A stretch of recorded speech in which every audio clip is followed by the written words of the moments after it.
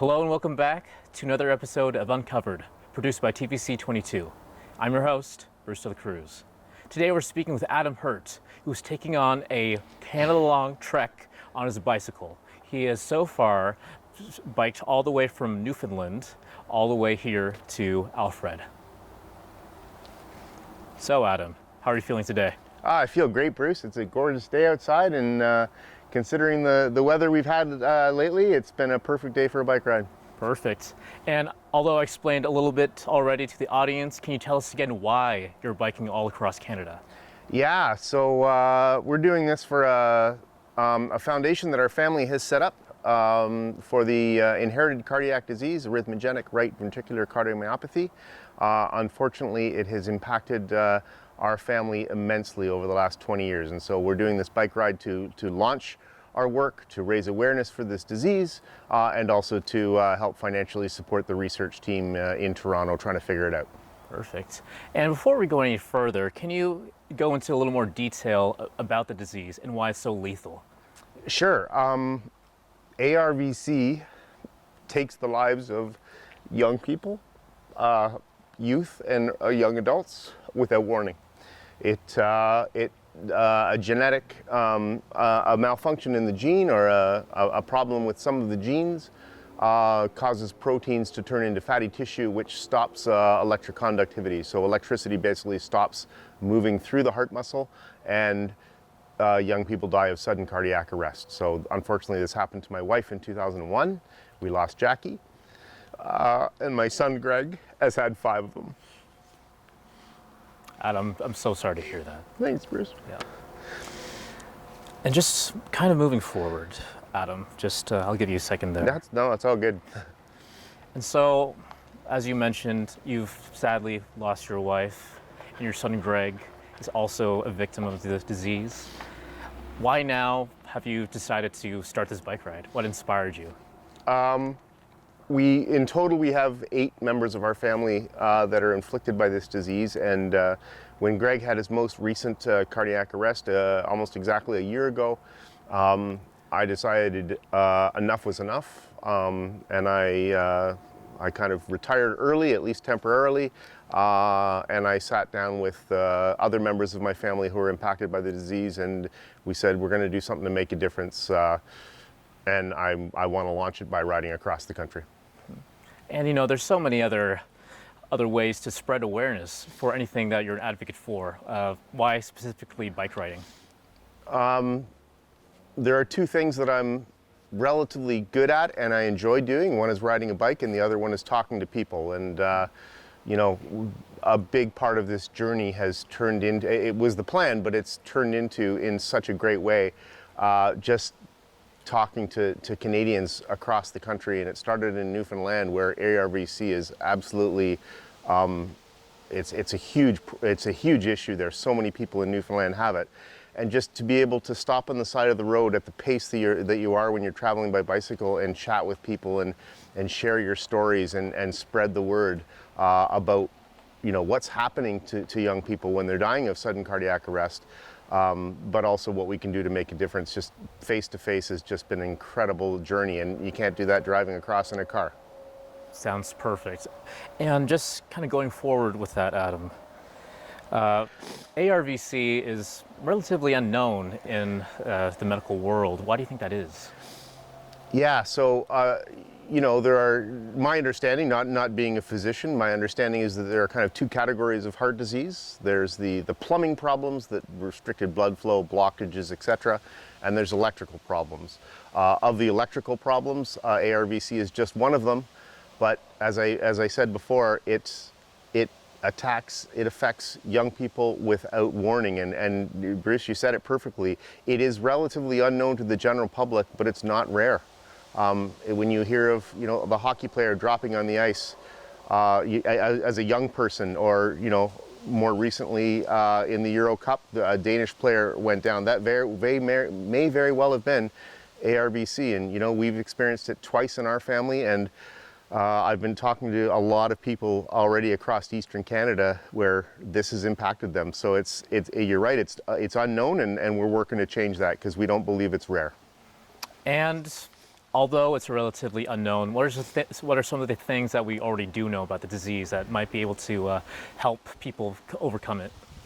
Yeah, so we do know it's inherited. So as soon as a family, has learned that this is a possibility, genetic testing is one of the first steps for everybody in the family. We're on the cusp, and there's research teams in Newfoundland and there's research teams in Toronto working on the possibility that it could be diagnosed through a simple blood test. And so these are some of the things that we're doing.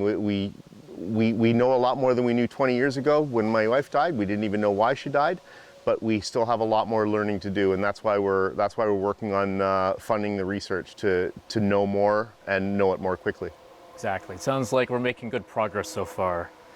And so, just going back to the biking aspect, the first trek of this fundraiser is around 3,250 kilometers, correct? Yeah, maybe a hair more than that. I think in a couple of days I'll pass the 3,000 kilometer mark, and I'm ending up in Waterloo, Ontario. So yeah, we'll be somewhere around that range, maybe a few more kilometers than that by Thanksgiving when I arrive in St. Jacobs. My original intention was to go coast to coast, but we got COVIDed, as some people have said. So I've broken it up into two sections. So next May we'll drive out west and start from the Pacific Ocean and finish the country. Right, and whether you're biking two sections separately or one section altogether, biking across Canada is a huge feat. So how did you prepare yourself physically, mentally, and logistically? Yeah, great question. Yeah, all of those things and more went into preparation, and it's funny. It's a pretty cool feat. I'm very proud that I'm doing it, but it's not as rare as you might think. People kind of setting off on bicycle, and sometimes they do it with absolutely no preparation. I've been fortunate, and I've worked hard over the last 6 months to learn about my own body, learn about nutrition, learn about hydration, practice putting long hours in the saddle to get through the mental challenges of it, practice against a variety of road conditions and weather conditions to try to face those challenges. So it's preparation of a variety of ways, and I've put on over 5,000 kilometers just in training in a variety of conditions just to get myself where I am right now. Perfect. And you did mention that you're almost done the first trek, the first half. You started on August 27th in Newfoundland. What's been some of the highs and some of the lows so far? Highs have definitely been the people, without question. Obviously, beautiful scenery, and I've followed a lot of lovely river valleys, but people have definitely been the kind of a driving force behind keeping me going every day. In terms of the lows, it gets boring sometimes on the bike. There weren't a lot of days on Newfoundland where I didn't have a 30-kilometer-an-hour headwind and climbed 700, 800 meters in a day. So it was physically demanding. I wouldn't necessarily say they were lows, but they don't happen very often. But they creep in a variety of different ways, just whether it's mental fatigue, physical fatigue, emotional fatigue. Thankfully, I still feel like getting up every morning and pedaling some more. So it's good. And so, talking about just fatigue and physical fatigue, what's your thought process like? Because you're biking 100 kilometers a day. What do you tell yourself to keep going? Yeah, it's when you're in the saddle for 6 or more hours most days, it has to be a variety of things. Thoughts certainly about my family that is impacted by this, about my late wife Jackie, my sons Greg and Ben, but also about things happening in front of us. There's some great events and some great outreach happening in front of us.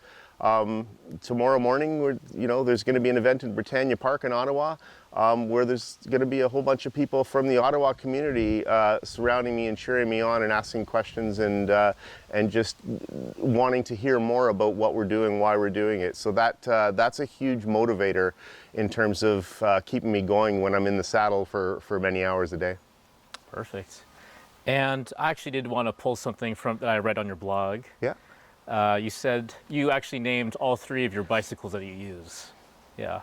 And could you tell them a little about the names and just the bikes that you've been using and their significance to the journey? Absolutely. I've been very, very blessed to been living in Africa for the last 2 years, and so I've picked up a little bit of Swahili. And so my bike that you see behind me, her name is Rafiki. Rafiki means friend. Most people would know the name from The Lion King. Many of the Lion King names are Swahili names. Rafiki means friend. So this is the bike that I spend most of my days on. I have a second bike that I have with me that I will ride in kind of rougher conditions. A little bit more sturdy of a bike. This Rafiki is a road bike, but Kaka is my second bike, and Kaka is Swahili for brother. And it's important to me because that's also Greg's bike, so it's really meaningful. And my third bike, which is at home, which my friends laugh at me for, is called Babu, but Babu means grandpa. So it's my comfortable old man bike that I ride around town when no one's watching. Perfect. And it's just so nice to know that you're so prepared for this journey, having all these bikes, just in case, right?